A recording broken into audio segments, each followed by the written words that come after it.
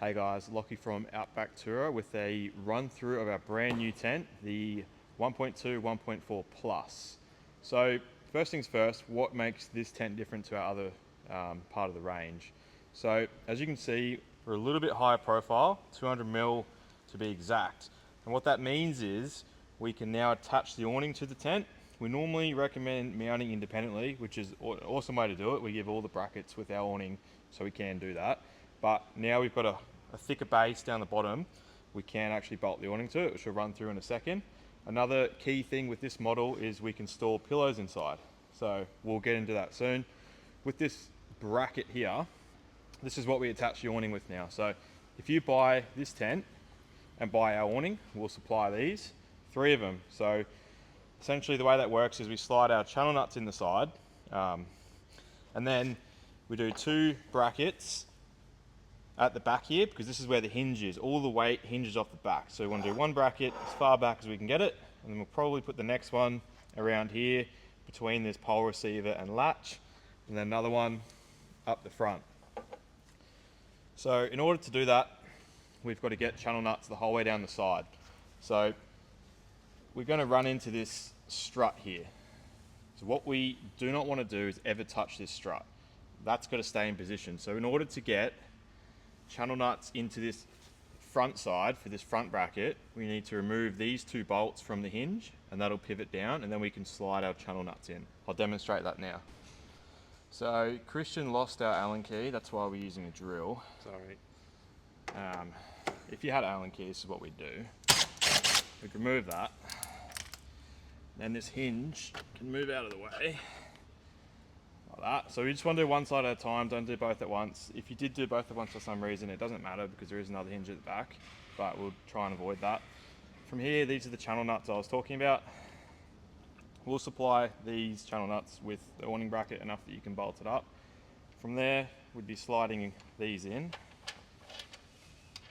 and then we'd line our bracket up, and then do the bolts up from there. So 1 at the front, 2 at the back like we said before, and then we'll reassemble this hinge now. So we'll go over what's included. As per standard with all our clamshell tents, we get the Roam Gear panel, so a 200 watt panel for the 1.2, 230 for the 1.4. We've got our ladder bag. This is already inside the tent, so we'll just put this up here for now. We can discuss these roof bars. So these roof racks, roof bars, whatever you want to call them, they're already connected to the tent. So these are currently set to the lowest setting. If you look down the side here, we do have the adjustment and the capability to move up by about 25 mil. And the purpose for that is when we bolt the solar panel, you can put one of these roof racks on either side and you can still run your paddle boards or surfboards over the top. If you want to adjust them even further, you can move this roof rack on top of this bracket. So you could essentially use your Allen key, disconnect this, and then flip it and put it on the top side. So that'll get about 25 mil adjustment here and 20 here. So should be heaps of height. Inside this kit,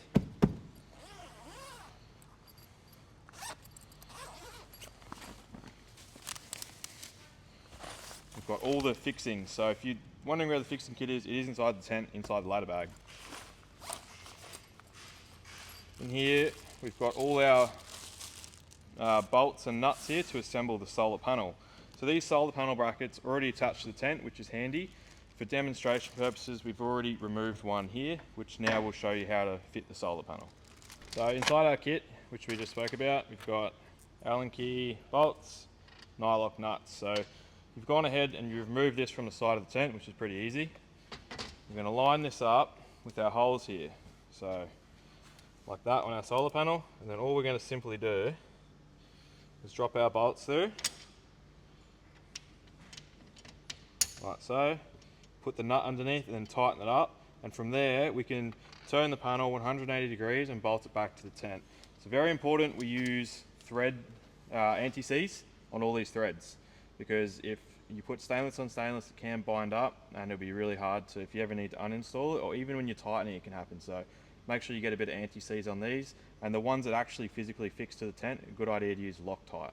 So underneath the tent, 2 mounting rails.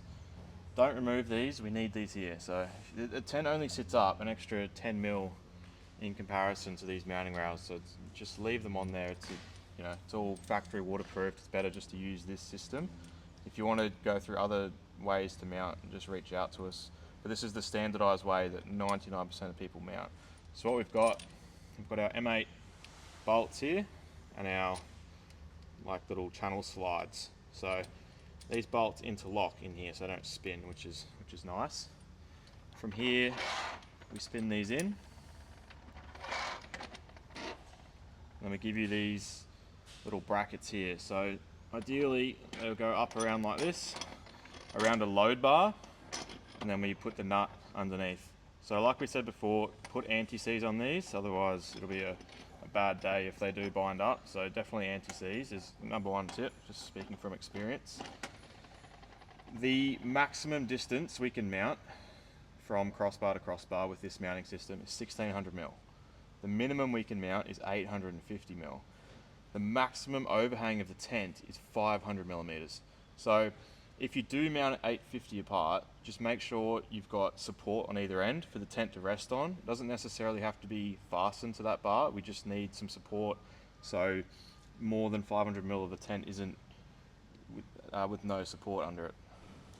Opening the tent, like all our tents, we've got latches on the side, latches at the back. We do 4 latches just so you can put a bit more bedding in there and get a better seal.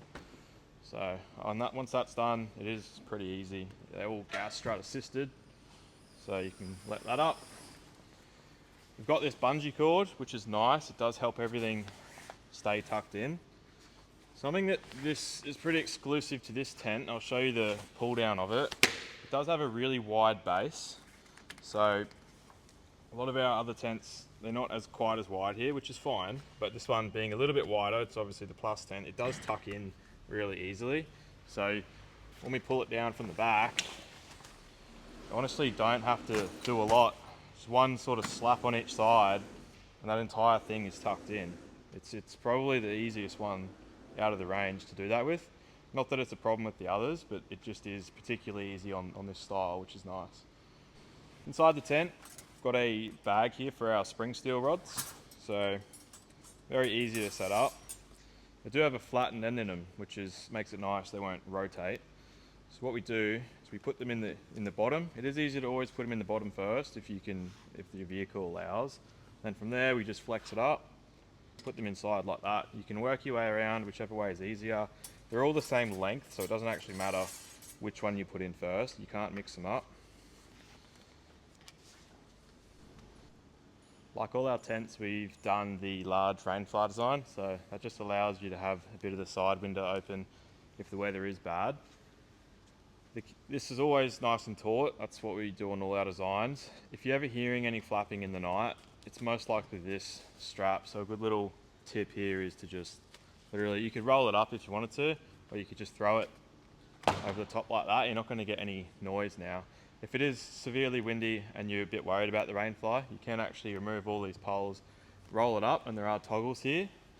Or one step further, if this made you more comfortable, I guess you could actually zip this Rainfly off and store it in the car. So that is a possibility. It is probably easier just to roll it. You don't have to put it back on, but good to have options anyway. One thing to note though, if it is raining, you do need to have the Rainfly out. This seam up here, every seam in the tent is heat sealed, but this one up here we can't actually get to. So if it is raining, you do need to have this Rainfly out just to make sure we don't get any drips down here. We've got our condensation window above here. So in the colder climates, when you create humidity inside the tent by breathing, we do need to get that air out. So a 12-volt fan is always a good idea, but otherwise always have this window open just for a bit of airflow. Standout feature of this tent, we've actually gone a 380 GSM canvas. Usually do a 300 GSM. So it is thicker, which means it's going to be really good in colder climates. Inside the tent, we've got our 360 light, which we're pretty renowned for, pretty proud of. So to make that work, we've got a 12-volt box in the corner. So we've got 2 USB ports, 2 cigarette sockets. For this demonstration, only, we've just got it plugged into a power bank just to show how it works. The cool thing about the light in this tent is it actually changes color. So you can put it on full amber, or you can leave it on a cool white. So if there's a few bugs around, you know, it's a good idea to put it on amber, and it does actually dim as well. So there's a dimmer, and we can make it brighter. So that's pretty neat and something exclusive to this tent in particular. With that 12 volt box, we've already pre-installed this Anderson plug. So to power this, you treat it like any appliance, like you're plugging in a 12 volt fridge or anything like that. So we need to go from our battery box. At your battery box, put a 10 amp fuse. That'll ensure if anything goes wrong with any connection, that fuse will blow. There is a fuse inside the box as well, but it is good just to have one by your battery box as well, or whatever power source you've got. So you simply run that lead, plug it in like you would a fridge. You can leave it plugged in all the time, or you can unplug it and just use it when you want to use power in the tent. That'll charge your phones at night, power electric blankets, anything like that. On the back of the solar panel, very important, this is completely separate to the power box we just discussed. So the reason we put MC4 connectors on here, Jared from Roam Gear is very professional. These are industry standard automotive connector. So they do actually have a rubber O-ring which makes them waterproof. So from here you can grab some MC4 connectors, and these need to get run back to your battery box as well. But the thing we need to think of here is this is unregulated. So we need to go to a DC-DC charger first, or a regulator, because we've got, what do we got here? About 21.6 volts. So we need to change from 21.6, go through a regulator or DC-DC to your 12 volt connection. That's going to keep all your batteries charged while you're not moving at camp. So we don't have to rely on alternator power. We can leave that. That'll keep everything topped up nicely. And like I said before, another power source that goes independent from your battery box back to the tent, so completely independent of each other. So inside the tent we give you a shoe bag, which is pretty neat. So if your shoes are all dirty at night, you don't want to store them in the tent, this is a really good place to put them. There is like midgie screen in the bottom, so if your shoes are wet they will drain out of there. A couple of different options with this one. You can either use these clips here to clip it onto the ladder catches here, or the tent actually does have a sail track around the whole thing, so we can actually put it anywhere around the tent like that. This is how I like to do it. It's just a bit easier than doing the clips all the time, but there are options there for whichever way you want to do it. So keeping with the premium theme of this tent, it is a little bit more expensive, but it is a higher price tent compared to the slimline version of this. The reason is a few upgrades, obviously the canvas, which we spoke about, but the mattress is actually a memory foam. So it's a 7.5 centimeter memory foam, the highest quality foam we can put in these tents. So if you are a bigger fella, or you like sleeping on your side, it is super comfy. Don't really see the need for toppers in this model. If you do put toppers, it doesn't matter. You're going to lose a little bit of internal space, but I'll just try this mattress out to begin with. It is very comfy. When we store bedding in this one, we can obviously leave our blankets in here. When we put pillows, we want to put them like this. So you want to put one pillow here and one pillow here. The reason is we just want to keep as much pressure away from the seal as possible, and the tent is a little bit more forgiving in the middle here. So if we put them here, we're going to have no problem. And we have tested it with quite thick memory foam pillows too, so not just your crappy hotel ones. You can actually get some decent ones in here, which is nice. Like all other tents, we've got the iPad pocket, which is nice. You can kick back, relax at night, enjoy your iPad or movie or whatnot. We've got heaps of different pockets, which are pretty handy. You'd be amazed how many you actually fill. I know when I use my tent, you got keys in here, bits and pieces, charging cords, phones. So there's some down here as well, some up top. All our screens, we always put the screen on the outside of the tent. So if you're ever looking for a rooftop, it's important to see if the screen's on the outside. The reason is, if you want to have air at night, we've got this shut. If you have that canvas on the outside, it's going to flap around and cause all sorts of annoyance. So you can just roll this one down like so, and that's not going to get in the wind and not keep you up at night, and then you can have that screen all the way up. It is a midgie proof screen as well. It might be hard to see on the camera, but if you do put a torch up against it, there's no way any midgie is going to get through that. So obviously very important if you're in North Queensland or anywhere camping near lakes or any sort of water where those midgies are around at the beach. So yeah, very important, we do have the midgie proof screen.